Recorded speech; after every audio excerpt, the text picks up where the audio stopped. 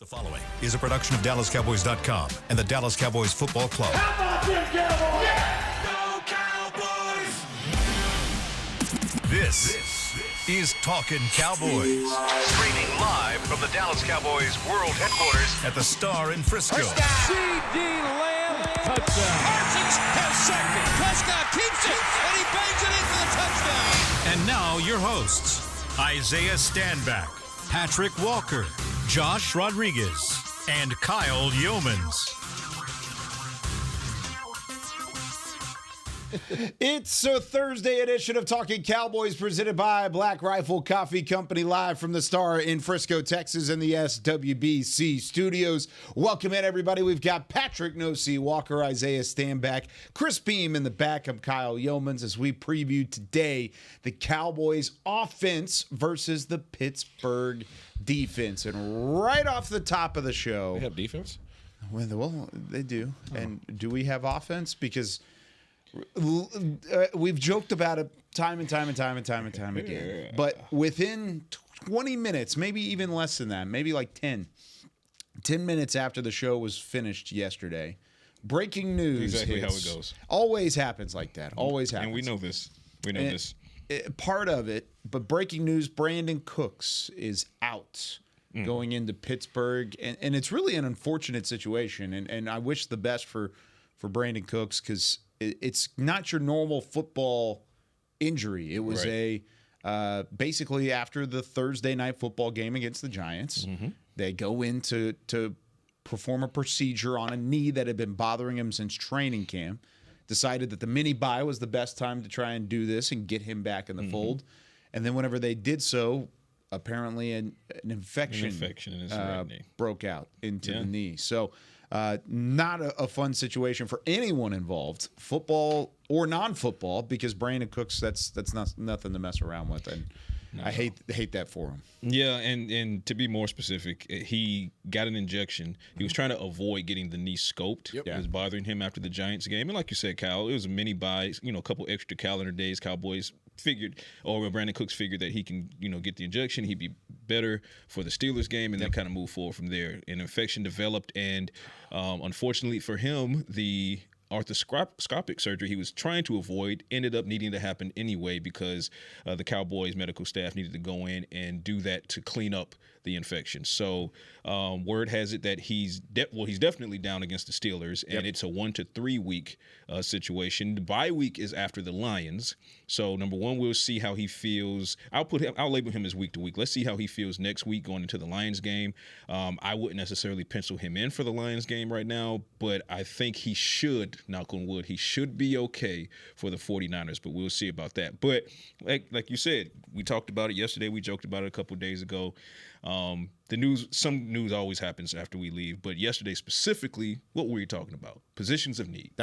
We were talking about positions of need, and wide receiver right there. So who do you turn to? You're going to turn to Jalen Tolbert. You're going to turn to Jalen Brooks, and you're likely going to finally activate Ryan Flanoy. So flow time is go time on Sunday against the Pittsburgh Steelers. And I don't know about you two, but I've been waiting to see this young man on the field this season. He struggled in the first preseason game, but showed some mental fortitude and how he bounced back in the second and the third game. He had 2 touchdowns in those final 2 preseason games. He caught everything that was thrown to him in those final 2 preseason games, and then he was inactive for 4 games. So talking with Flanoy in the locker room yesterday, he was ear to ear with the grin as far as the opportunity, being able to take advantage of it. And when asked, how is it going to go for him? Is he physically ready to go? And he said, he tapped his heart. He was like, it's all in here. And I'll show y'all, it's all in here. This is the same guy who told me about a month ago that, quote unquote, passion is my superpower. So ready to see Flanoy get unleashed, and likely that's going to happen on Sunday. Your thoughts on Brandon Cooks? Sucks. Yeah. Sucks. Yeah. Things happen. Nothing that he could have controlled. He was doing everything he could to prevent getting a scope. And then because of the the infection, he had to get a scope. So he tried to dodge. He tried to dip, dive, dodge, and duck, and he got by the last wrench. And now all of a sudden he'll be fine. Just so everybody out there understands that the infection got cleaned out. You know, Dr. Cooper is one of the best in the industry, so he went out there, scraped that thing out.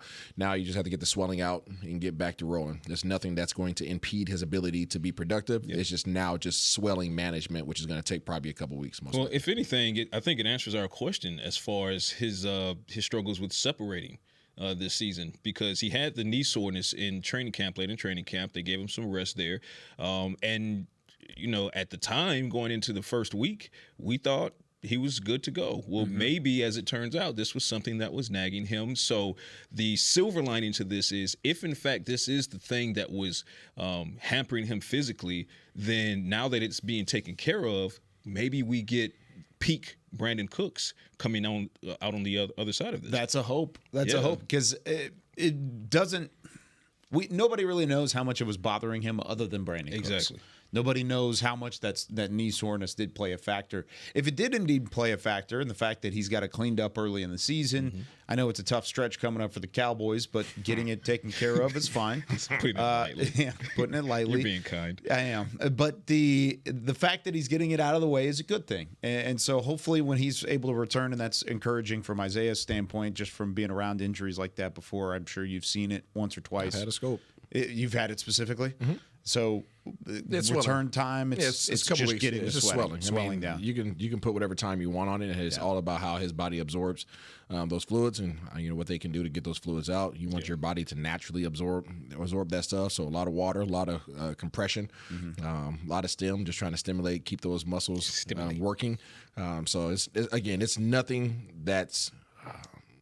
People think that you hear surgery, it's like, oh no, it's a scope. It's a scope. So it's literally they put a little, they cut a hole, they put a little thing in there, they scrape it out, and then they sew them back up. And now, there's been trauma to the body. So my mic just went off.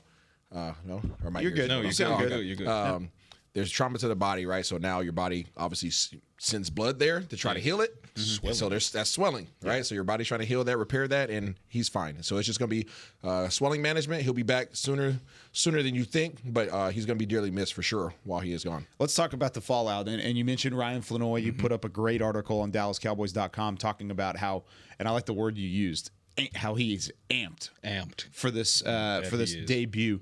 I'm excited to see him because it's kind of been a rite of passage from wide receivers that have been drafted late for the Cowboys. At least as of late, you have it's almost like a redshirt year. Jalen Brooks had one. Jalen Tolbert, he was a third-round pick, shouldn't have probably had one, but he did. And Hunter Luepke had kind of a ramp-up year from a fullback standpoint. Not that he's a wide receiver, but same kind of thing.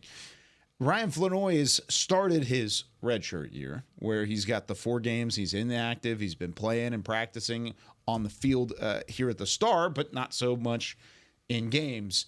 How much of an impact can you expect out of a guy like that who hasn't seen game action yet, but is going to take a step forward and make his debut on Sunday? As much as I would love for them to, quote-unquote, unleash Flanoy, I don't think that it's going to happen in the capacity of, he's not going to get 10 targets, I don't believe.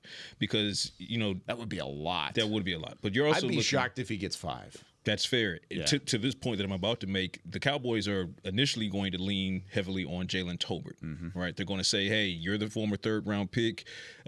In the post-Michael Gallup era, it should be you. And now with Brandon Cooks down for a couple weeks, it needs to be you. And then they're going to filter down to, Jalen Brooks. My question is, how do they want to operate the splits between a guy like Jalen Brooks and Flanoy? I could see that being the head-to-head challenge for reps. I don't necessarily see Flanoy going head-to-head with Jalen Tolbert for those reps. So I'd say as excited as we are to see what he can do, he being Ryan Flanoy, kind of temper those expectations, at least against the Pittsburgh Steelers. Now, if he takes his, let's presumably, if it's 3 targets, right? Sure. If it's 3 targets and he produces on those 3 targets, maybe a touchdown, maybe one of those is a chunk play, then maybe he can ramp up to more, maybe then it's 6 targets against the Detroit Lions. But for his NFL debut, presumably this weekend, let's kind of temper the expectations, and hopefully they put him in the right spots where he can maybe make at least one chunk play to show what he can do.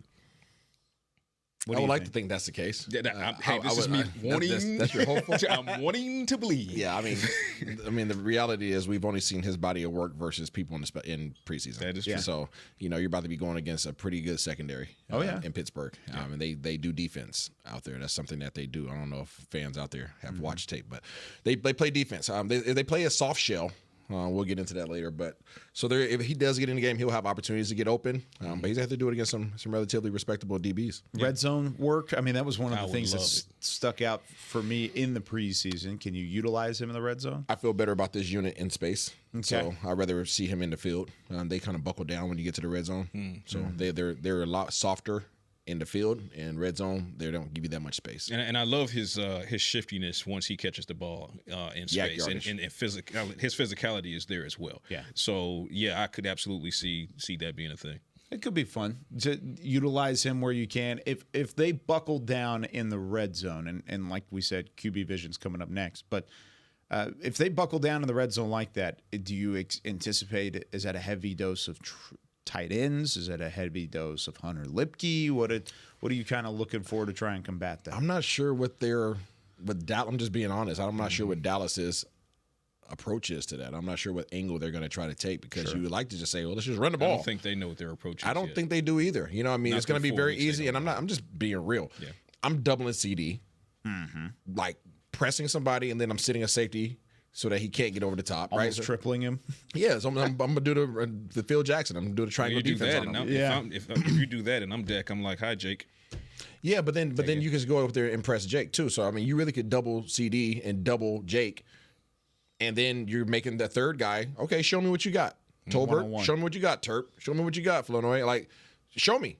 Yeah, you're not going to run the ball. Yeah, we know that. Right, you've shown that you're not willing to run the ball or can be effective running the ball. Oh, and by the way, we got some dogs in here if you do want to run the ball.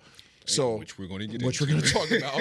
So I mean, I'm not sure what Dallas's angle is. I really don't. I'm interested to see it, but there's going to have to be some guys that step up. There's going to be guys that have not contributed on this team in a major way that are going to have to step up in this game if this game is going to be competitive. Let's talk about it. Let's go into QB Vision. Take our first break. Give us a little extra time to talk through it. I want to hear about the impact up front from the Steelers, how the heck we're going to score on this secondary, and how we're going to kind of talk through the lack of weapons on offense and some of the struggles that the Cowboys have had on that side of the ball. It's our offensive preview versus the Steelers. QB Vision comes up next with more Talkin Cowboys.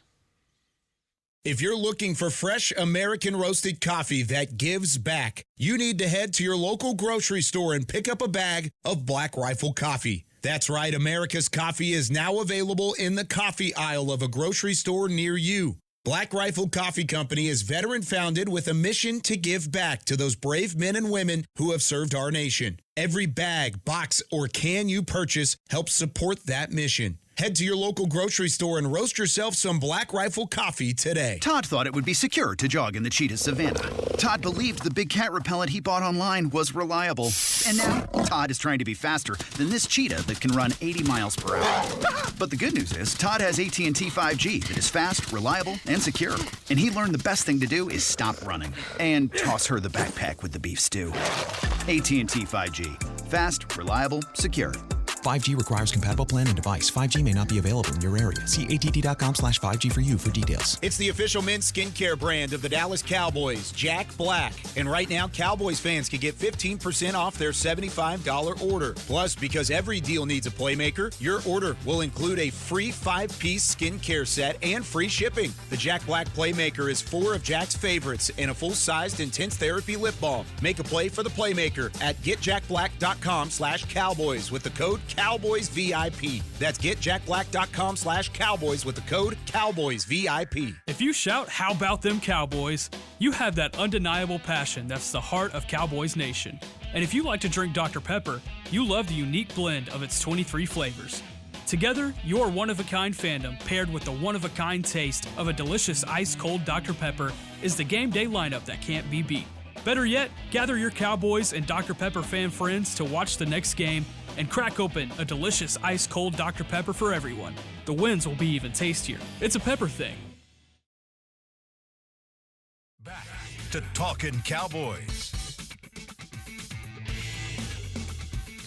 Back here on Talking Cowboys, this portion of the show is brought to you by Quaker Oats, the official oatmeal sponsor of the Dallas Cowboys. Quaker Oats, trusted since 1877. Get your Quick R code. Buy your oats from the internet. Make sure and get it done. Do it now. Sick. Our technological our technological advances to where you can buy your oats from the internet. Sick. That's right. Love it. All right. Isaiah, stand back. This is going to be a fun matchup. Cowboys offense versus Steelers defense. Fun for I want you to take us through some Wide 80. Wide 80. It's time for QB Vision with Isaiah Standback. Hi, guys. Hey. Welcome back to QB Vision. Thanks, Professor Standback. Let's talk about it, man. We're playing against the Pittsburgh Steelers in Pittsburgh. Yeah. Offensively, Dallas is at the bottom of the league in rushing offense. Yes, Offensively, Dallas is not at the top of the league in passing like we have been in recent years. Nope. You are missing Brandon Cooks offensively. Jake Ferguson just got back and is trying to get back in the saddle. And you really don't have an identity on offense right now. Have I summed it up? Yeah, pretty good. Okay, good. Just being real. That's just the Cliff Notes, okay? Bullet points. We're in this world of AI now. Everybody doesn't have time to read through stuff. So that's that. Defensively for the Pittsburgh Steelers, one thing that you know about Pittsburgh, it doesn't matter what year over the last 17 years, take it back to in the history of Everton for the Pittsburgh Steelers. What's one thing that you know that you're going to get when you play against Pittsburgh? Defense. Solid defense. Physical, rough, solid, blue collar, and especially when you're in Pittsburgh and they got them towels running. Yeah. Okay, so they're terrible. Understand. See what you did. We got to be real to address. You got to address the elephant in the room, Kyle. What's that? We're not here for feel goods. Okay, we love to gas up the Cowboys because this is our platform, but we got to keep it real with the people. We always. This is why the people come to this show. We don't gas. We get facts. We talk Cowboys. We don't hang. That's right. We don't hang with them. We exactly. We talk these boys. We don't take a break. The reality is, it doesn't look great. It doesn't look great. I'm not. Now the game has to be played. I'm telling the truth. It doesn't look great. The reason why it doesn't look great is because does anybody feel good about your running game right now? No. Okay, well, they're the number 2 rush defense in the league. That ain't going anywhere. Nope. So you're struggling to run against whoever else you played, and now you're playing against the second best. You know who the best rush defense is in the league? Who that? Baltimore Ravens. Yeah. Played against them. That didn't go well. Didn't go well. You know who else is in the that is in that top 7? Talk to him. New Orleans Saints. Yep. How'd that go? Didn't go well. Not great. You know who else is in that top 7 that you haven't played yet? Detroit. And San Francisco. Yeah. We'll see how that goes. But right now, you know that teams that have similar stat lines in terms of rush defense, you did not do well, okay? That in Baltimore and the New Orleans Saints. So now you're going to play the number 2. You just played Baltimore. Now, a couple weeks ago, now you're about to play the second best in the league in Pittsburgh. Pittsburgh has some dudes up front that contribute to that. One guy that you guys might have heard of, name's Cameron Hayward. Yeah. I heard of that guy. Been around for a while. A little bit. Number 97. He's a big fellow. Kind of good. Okay? He contributes to that, okay? There's another big guy on the inside named Keanu Benton, number 95, okay? He can get moved. He plays a little high at times. He was a draft show pet cat for a long time out of Wisconsin when they drafted him 2 years ago. Okay. I mean, like from one of the early shows, we started talking about it, and he was one of the targets that we wanted Dallas to consider. And sure enough, Pittsburgh ends up with him, and he's a perfect fit there. He is 6'3", 309. That's what he's listed as. I think he's a little bigger, but he does get moved at times, okay, because he plays a little high. Cameron Hayward does not get moved. No. Okay, just keeping it real. So Cooper Beebe, Tyler Smith, okay, Zach Martin, all those guys are going to be tested on the interior with those guys. And there's a guy that also plays lights out that everybody knows. Okay, he's in the Watt family. You know, we're not talking about WWE. Okay, I'm talking about T.J. Watt on the defensive end. Not only is he an amazing pass rusher, this dude is relentless in the run game. And for those of you that are concerned about the contributions that he makes, it's like, okay, well, Tyler Guyton, did good against Myles Garrett. Well, the good news is Tyler Guyton doesn't have to worry about T.J. Watt. The bad news is because they don't move T.J. Watt. T.J. Watt lines up over Terrence Steele. Yep. Every play. And for those who have watched the film, T. Steele is not having his best year. No, he's not. Just calling a spade a spade. I would tell him that to his face. It's not your best year so far, player. Hopefully you get back in the saddle. But right now, we got to lock it down because T.J. Watt is coming, and he's going to hit you in the mouth, okay? And he's relentless. He is literally I don't know what kind of motor he has, but it doesn't stop. No, that's 12 cylinders right there. It's 12, strong 12. Yeah, that's okay, V12. Yeah. They're at the top of the league in terms of rush defense. Okay, in terms of pass defense, these guys are also up there as well. Okay, they're not as high. But they're at the top of the league, and the reason why is because they have those guys on the outside. And the safety Fitzpatrick. Ever heard of him? Minka. Yeah, he's kind of a dude. And then outside they picked up some rookie. His dad used to play there. Joey Porter Jr. Yeah, that guy. Yeah. Second-year guy, but yes. I mean, okay, but yeah, but he's a dude. He was a draft pick. He was a draft pick. Did he come here on this? He did. Yeah, he was a 30 visit. He was a 30 visit. Okay, well they got him, and he can play. Yeah. And he's competitive and he's physical. He can play from day one. He can play from day one. Well, and he slipped to the second round in the draft, and the only reason he did so was because he had injury concerns going into it. And his tape was top 15 tape in the league. And I mean, that was what we were all talking about until he got to the combine, came out at the combine. Then he had some lingering medical problems, medical issues. And they said, you know what? We'll take a flyer on you in the second round, early second round. They traded up to go get him. And then Pittsburgh takes him, and now, again, perfect fit. Hit the ground running. Hit the ground running. Same thing with Peyton Wilson at the linebacker spot, who starts for them and flies around as well. Now he's a rookie out of NC State. Same kind of deal where it was injuries. It was things. Now, he had double-digit surgeries. Yeah, I was going to say his injury list is more significant. Yeah. But he's flying around. He's playing good football. And Patrick Queen. He's somebody you might want to know about former as well. Raven. The former Raven. Okay, so they got a couple former Ravens. They also have Dante Jackson out there on the outside from Carolina. They actually traded for him. He runs a 4.3 for 5'10", 180 pounds. He's fast. He can get beat in coverage, but they don't ask him to play a lot of coverage. They don't ask him to play a lot of man. These guys are not a man defense. These guys are a zone.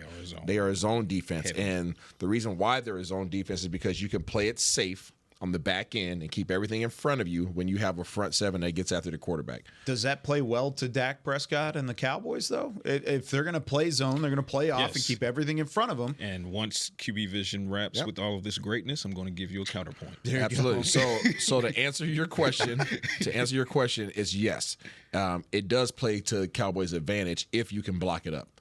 The teams, when you go to the game last week, and one game that Pittsburgh has lost this year against Indianapolis Colts, which nobody would have guessed, it was because they got the ball out their hands quickly.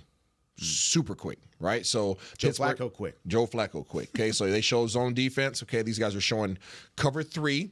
All right, so they'll sit outside. Cornerbacks are looking inside, okay, about 5 or 6 yards off, and they'll stay off. But sometimes they'll play 3. Sometimes they'll play an invert 2, something that Dak's going to have to be very aware of, where these corners become the safeties, or one of the corners becomes the safeties. One of the corners comes down to the flat defender. Safety comes down. It's a mess. It looks kind of crazy. What did Barry call that? We talked about that on Hit Sticks last year. What is that? I'm blanking on the name. There's another name for it other than inverted. Got you. I'll figure it out. Got you. I'll remember it. So yeah, they do a little bit of funky stuff on the back end, but it's not particularly impressive. What is impressive is these guys have capable corners. They have very capable safeties that can go out there and make. If you decide to have an inaccurate throw, they will make you pay for it. If you decide to hang your receiver out, your receiver will pay for it. I foresee them double teaming CeeDee Lamb. I foresee them pressing up with Joey Porter Jr. Or taking Dante Jackson, whatever side he goes to. You're not going to run past Dante Jackson. He runs a 4.3, okay? And I see them deciding to play physical and then playing Minka Fitzpatrick over the top and saying, CD, sorry. And if you want to decide to run across the field, we have another safety back there that will cut you. And when I say cut, that means that he literally beats you to the point across the field, right? So Dak's going to have to be aware of where the safeties are at. These guys are athletic. These corners can run. The front seven, in order to stop these guys, you're going to have to use your running backs. You're going to have to use your running backs because, being honest, again, I'm never one to tell a man what he can or can't do, but I don't feel good about the matchup of T.J. Watt one-on-one versus Terrence Steele. I'm not confident in that without help. And if you're providing help, then you're not allowing Jake Ferguson to get out in a game where Brandon Cooks is not able to contribute at the receiver position. So you need Jake Ferguson out, but you also need support to help with T.J. Watt. and CD's most likely going to be taken out of the game as much as they possibly can. So the scenario is not good. It's not a great outlook.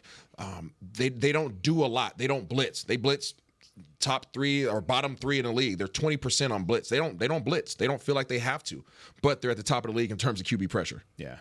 So bottom of the league in blitzing, top 3 in QB pressure. Well, a lot of that is the interior pressure, the way that Cameron Hayward has played, the way that Keanu Benton has played, and then you've got TJ Watt, just this absolute monster off the edge. Let it ride. Yeah. And they don't have to blitz, like you said. They don't feel like they have to do so, and it leaves things open. Now, they're not unbeatable. No. And here we go. Yeah. Especially last week, I thought, like you said, you brought up a great point with Indianapolis. Anthony Richardson gets hurt. The Colts simplify their playbook, but they also have a veteran who knows how to read a defense in Joe Flacco, and he just starts pinpointing. Boop, boop, boop, boop, boop. Wasn't anything crazy. It was just 10, 15 yards downfield or within that, and picking apart the defense subtly as they go along. Now, they did have play action that they could kind of fall back on, which Dallas does not at this point in time. So, well, before you go to my last little point here, this is a Jake Ferguson game. If we can get him on a clean 12 release. personnel? Definitely 12 personnel game. Run a lot of 12? Definitely 12, but bring Brevin Spanford in there and let him assist Terrence Steele with TJ Watt. Yeah, just rotate him and Schoonmaker. Spanford is 6'7", 265, 260, whatever he is. He's a big human. Let him go out there and help with T. Steele. And still allow a free release for Jake. And allow a free release for Jake because Jake Ferguson can eat. Joe Flacco missed some touchdowns to tight ends last week. If you have the time to allow your tight ends to get past the second-level linebacker defenders, if he can get past those guys in a 2-second mark, right? You're asking Jake Ferguson to get his fingers off the ground, get a free release, and get past the 7 or 8 yard mark within 2 seconds. Because anything past that, TJ Watt's going to be in your lap. Yeah. I like the 12 personnel. I will see your Brevin Spanford, and I will raise you John Stevens Jr.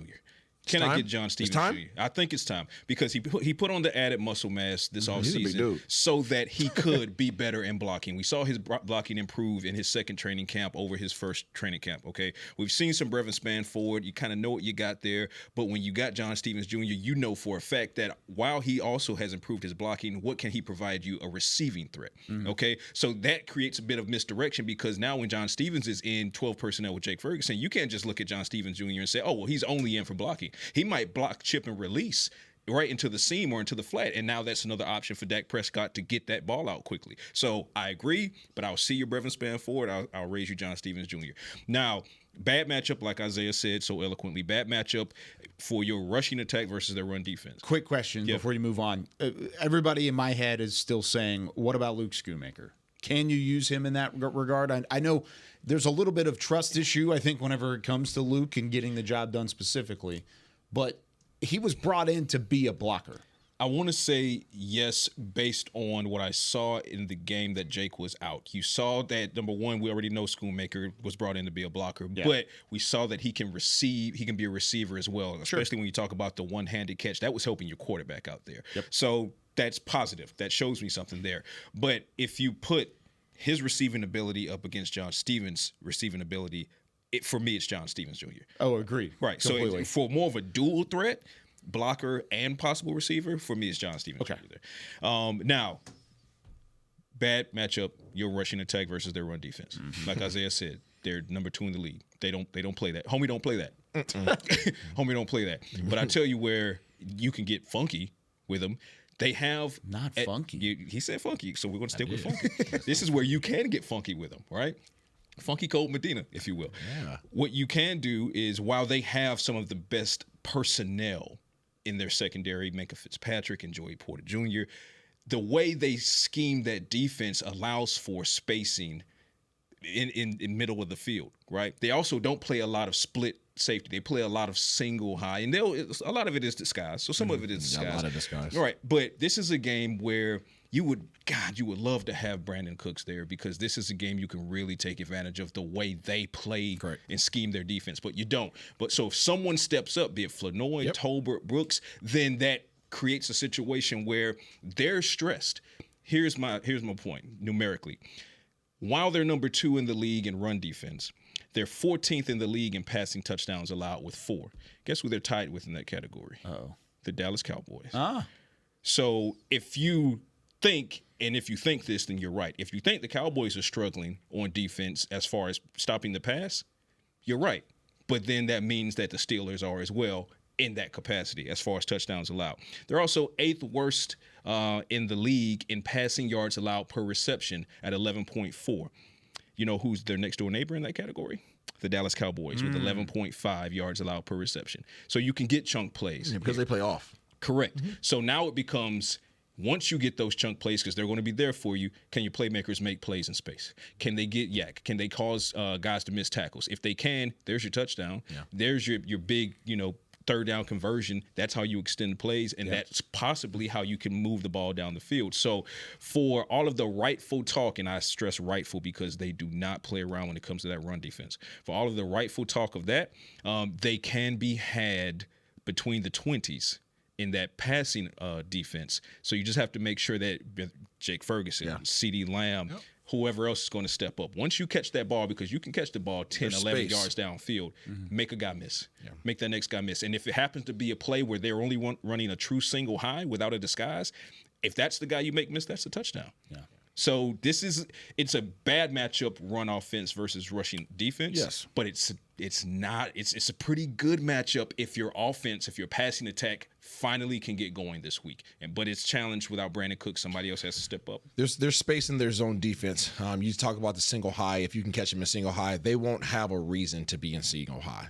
That's just me being honest. If you usually go single high when you need to have what? A presence in the box. Agreed. Yep. But if your run defense is so solid, your front seven is so solid, then I'm sitting back with 2 high safeties and making sure somebody stays over the top of CeeDee Lamb, double teaming him, right? So it's going to be difficult to get them out of a 2 high shell. You're going to have some form of a rushing attack. Yeah. And statistically, that's not something that we can say with confidence right now will happen. So I go back to the fact that, yes, there is gaps in their zone defense if you have the time to get past those second-level guys, right? Your receivers are going to have to get off they'll be able to get some free releases. They have to get open. There's going to be unproven receivers. Let's call it what it is. These guys are going to have to step up, right? In terms of your tight end, Jake can eat. He can. But you're also asking that room to help with the pass rusher. Yeah. So that's the dichotomy that they're in. True. And in times where you run 11, because they're not always going to run 12, but when you run 11, make sure that the guy that you have in the backfield excels at pass pro, right? So Rico Dowdle has gotten much better at pass pro. The film shows it, right? Are you calling for Zeke? No, what I'm saying is, listen, this is where it gets. This is where Mike McCarthy has. He's right, though. Yeah, this is where Mike McCarthy has to figure out what he wants to do here, because 2 things can be true. Rico Dowdle has progressed mightily in his pass pro over years past, 100%. Do I believe that Zeke still has the edge in pass pro over Rico? Yes. Do I believe Rico has the edge as far as being an all-around back, carrying the ball? Yes.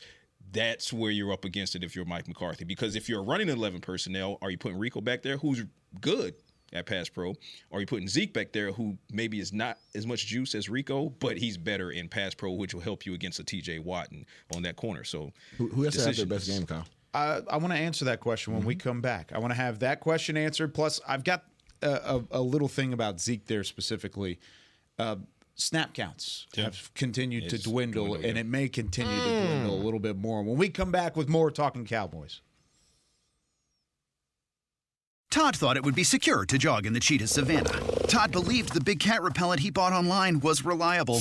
And now, Todd is trying to be faster than this cheetah that can run 80 miles per hour. But the good news is, Todd has AT&T 5G that is fast, reliable, and secure. And he learned the best thing to do is stop running and toss her the backpack with the beef stew. AT&T 5G. Fast, reliable, secure.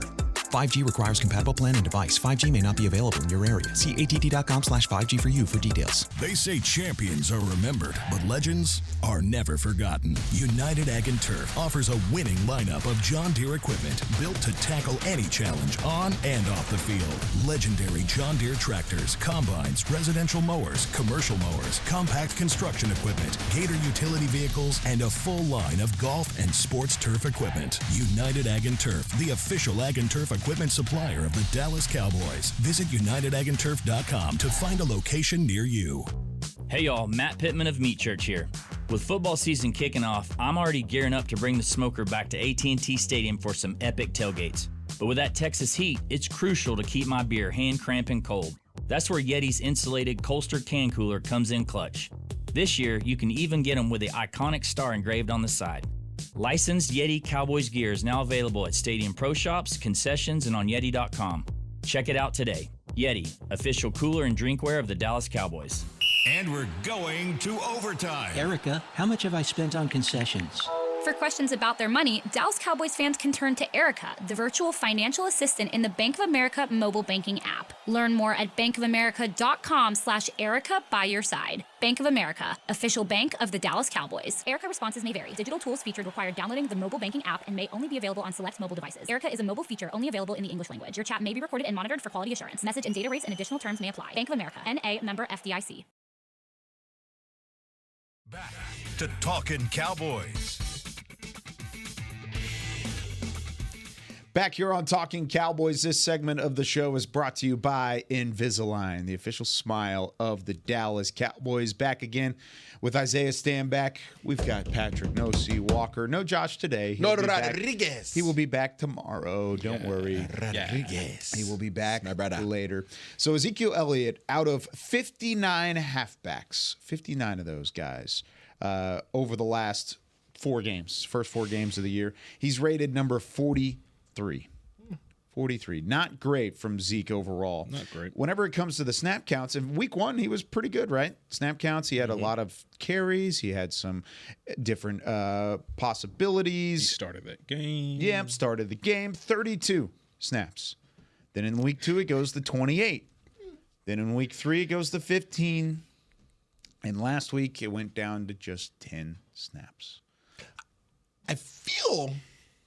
You feel what? I feel as if somebody told you guys this was going to happen. I feel like there was a show that pointed this out a long time ago. I feel as if I said that Zeke being here was more about getting Dak done, getting his deal done, because that's his best friend. Okay. And then he would start the year. You feel? And then they would fade him to the back, like Homer Simpson. Into the bushes. hedges. Into the hedges. That's literally what I thought coming into the year. Is it happening quicker than you anticipated, though? You thought it would happen over the first month of the year? Because no disrespect to Zeke, there's no aspect of his game outside of the blocking that you feel as if you can't get from somebody else. And obviously, it's not enough to put him on the field because he's got 10 snaps coming off. But it's also because Rico has markedly improved. Well, Rico's a more explosive. He's a younger version of Zeke. Call it what it is. He's a younger version of what Zeke is today, right? So, like, again, Father Time's undefeated. Yeah. Father Time is undefeated. There's no shot at Zeke, man. Listen, I can't get out there and do that stuff anymore. And he just doesn't have that go juice like they need from him. There's not anybody in that room outside of Deuce right now that's showing any kind of burst. Yeah. So, I mean, I'm not saying that Zeke is that much worse than anybody else in that room. It's just that what he does, the other guys can do. Short yardage, pass protection. Yeah. There's catching out of the backfield. And that's not his fault. That's the upper management's fault for putting together that room. But there's a thought that just keeps popping in my head when we, even when I saw that the numbers kind of dwindling. Mm-hmm. Look at how they managed Zeke. Look at how they managed him in training camp. Look at how they manage him over the course of practice. And now look at how they're managing him in the game. I say that to say, right, Father Time is undefeated. But you also keep hearing it's a long season. Go back to some of these Mike McCarthy and Jerry Jones questions and answers about Ezekiel Elliott and, why this and why that. And a lot of times they keep saying it's a long season. You got to manage him, right? Because he's not a spring chicken, okay?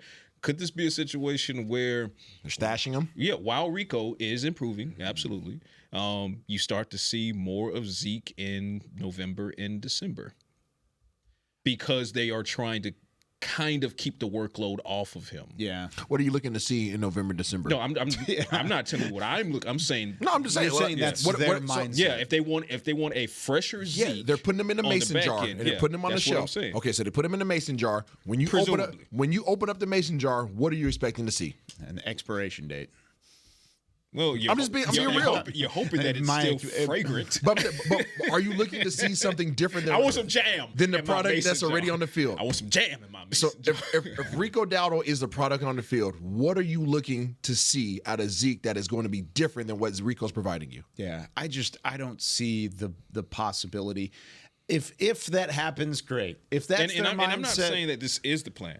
I'm saying that in the conversation of assessing all possibilities, possibilities, go back and look at the bread trail. Yeah. So if in 6-7 weeks from now we look back and after the bye week you started to see Ezekiel Elliott's reps start to tick upward, then that will be telling that this is what they've been doing the whole time. I don't disagree with you that could be their mindset. I just don't think that should be their mindset. Oh, but that's fair. Because that's two different. That's two different conversations within the conversation. I think what you're saying is completely fair in the fact that they have outlined it. McCarthy, Jerry, the coaching staff in general, that it's a long season. You keep these guys fresh, especially when Father Time is undefeated. You want them to be at their best whenever they need it most. December, January. But let me get this specifically clear from my own opinion. You need him best when you need to win football games. 100%. And you need to win a lot of these football games over the next 7 weeks. This would be a great time to utilize him. I don't care if 17 games is the thought process. If Zeke has anything left in the tank, floor it over the next 7 weeks. Figure something out in the run game because it's not. Well, I have a counterpoint for the plan because if in fact the plan is you want to keep Zeke fresh for the back end of the season, I'm with Kyle. You start at 2-2. You have a gauntlet that you need to complete going into the bye and coming out of the bye. You need these wins and you need them right now. Calling all cars, if you ask me. And then on the back end of the season, if you're looking at Zeke and you're like, okay, he's a little banged up. Father Time is starting to wear on him. Where's Dalvin? That's how you handle that. That's all I'm saying. Oh, man. It's a debacle. The running game is a debacle. Dallas Cowboys. I don't know what to do. It's not just the players. Like I broke it down yesterday, and again, I'm not sure how they distribute it. But I was working with the production team, and I was walking through the plays, and I think they're going to distribute it on social. So pay attention to the X for the Dallas Cowboys account. I think that's how they put it out there. This running game's not far off. It's really not far off. I know we talk a lot about the personnel. The scheme is right. Majority of the blocking is right. What's been preventing the splash plays, because there's already been 4 plus 10-yard runs this year in 4 games, so 1 a game. That's what you're averaging. That's what you got. Is one guy's missing his assignment. Like, that's how close you are to having a splash play on the run game. It's not far off. I know we talk about this a lot. Hunter Luepke said that yesterday. Literally. Word for word. What you just said. That's interesting. He said it's one or two guys missing the assignments, and then it creates a cascade effect. It's almost like I watch film. It's almost like you played in the NFL. That too. Look, I don't know when they're going to put it out there, okay? But pay attention to it. I broke down like 4 plays. They probably didn't put out like 1. But of that one, you guys see that one. Yeah. It's one play. It's one person. It's literally one person every single time, and they have it blocked up. They map it out perfectly. They call it perfectly for the perfect defense. It's blocked perfectly, and then one guy misses his assignment, and then you get a cloud of dust and a half-yard production. Yeah. So it's very close. So I say we were talking about personnel. We're talking about Zeke. We're talking about Rico, and the lack of production. But it's really, really close. So you could be sitting here, a couple weeks from now saying, okay, this run game is rolling, and it's really just everybody's finally doing their job. Here's my final point on that. Stop playing from behind. That'll work. Yeah. Stop playing from behind. That helps. And this is where defense comes in, because defense can help your offensive rushing attack. Get your stops. Get off the field on 3rd down more consistently and more consecutively, and that will give more opportunities for Dak Prescott and the offense to possibly run the ball. But if you're down 14, 17, 21, and it's just growing. Look at what the Saints game and the Ravens game before the Cowboys woke up in the 4th quarter. But then when they woke up, they couldn't wake up by handing the ball off. You had to pass the ball to get back in the game. Over the course of that 2-2 September, the Cowboys played from behind and with such a deficit wherein you couldn't just hand the ball off to see how much you can get from Zeke right now versus Deuce versus Rico. So that's why they don't have the running backs room figured out right now, is because they've not been playing with leads. Yeah. So get that figured out, and that'll help you figure out who really has the juice for your running back room. Who has the juice? Who has the juice? That's the headline. That needs to be the title today. And there's not just one guy that's messing up all the time. No, it's a different person every time. It's a different person every time. That's what hurts. Like, I'm sure. Say the one. It's not just the one. It's not just say the one. I broke down a handful of plays, and it's just like, had this one person got their block, that's a 20-yard game. Well, you asked the question going into the final moments of the second segment. This is our final thing today. Who needs to be at their best? Who needs to have their best game this week? You want to go first? I'll go first. Mike McCarthy. Oh. Yeah, I knew I was going to throw you guys for a loop. That's really a little. I got one. Mike McCarthy. Mike McCarthy has to have his best game as a Dallas Cowboy. And the reason why is because he doesn't have all his personnel. He is a Pittsburgh guy. He doesn't have all his personnel. Okay. So he has to be as creative. We talk about creativity, right? And the lack of creativity we've seen this year in comparison to recent years. Okay, this is a Mike McCarthy whose offense was at the top of the league last year. Okay, I'm not talking about Kellen Moore's offense. I'm talking about Mike McCarthy's offense. Okay, these guys were at the top last year, passing and rushing. They did pretty good in top 15. So you need to see him get in his bag. Okay. It's Christmas. Hopefully he sent his letter early. Hopefully he's not on the naughty list. Nah, I hope he's not on the naughty list. They sent it down the chute already. October. I don't give a doggone. Okay, you've got orange on. Be a bag snatcher then. My hood, Kyle. Okay, you went trick or treating. You went trick or treating, and you're walking down the street. What's in your bag? Looking in, now you don't even get that. Yeah. Somebody rides by on their bicycle and just snatches your bag full of candy. So your whole night of work was for nothing. You will eat that. I need Coach McCarthy to be a bag snatcher. Okay. Go in there and snatch the doggone bag of doggone Mike Tomlin and just go in there and eat all the Snickers and all the goodies. Okay. Reese's, king size. Fair. You ready for mine? I'm ready. It's Mike Zimmer. Oh! And you know why? Because Mike McCarthy, he's without some personnel, right? Mike Zimmer's without Micah Parsons, and he's without DeMarcus Lawrence. And we don't know if Kalen Carson is going. Kalen Carson returned to practice, by the way. Limited capacity, though. So who's their quarterback? Who's their quarterback? Yeah. I get what you're saying. However, speaking of quarterbacks, how do the Cowboys typically fare against mobile quarterbacks? Not very good. How do they typically fare against run defenses, typically? And even in the young Mike Zimmer era, Giants game notwithstanding, not great? Not great. Okay. Mobile quarterback, who also Justin Fields has been in his bag this year. Okay. Najee Harris, he can do some damage back there. Oh, we didn't mention And exactly. Mike Zimmer. Right? And this isn't to say Mike Zimmer's scheme is the problem, because I've said before, I don't believe the scheme is the problem. I believe it's execution. However, in the absence of Micah Parsons and DeMarcus Lawrence, you're going to have – what do you do with Chauncey Golston? How do you play him? How many reps? It's his split versus Carl Lawson. How Zimmer plans this for this game is going to tell you how rough this game is or is not going to be. Yeah. Mike McCarthy has a challenge, 100%. Mike Zimmer's challenge is greater. I'll one-up you guys. I got one more for you. Jerry Jones helicopter pilot has to have his best game of the year. Landing on the field efficiently, out of the way, distraction-free, just landing on the turf and getting everybody out of the way. So just calling his helicopter when they're on offense and just create a turbine. Get to the chopper. Or like when they need to kick a field goal, just create this. Ooh, now that's a different challenge for Brandon Aubrey. Ooh. Oh, gosh.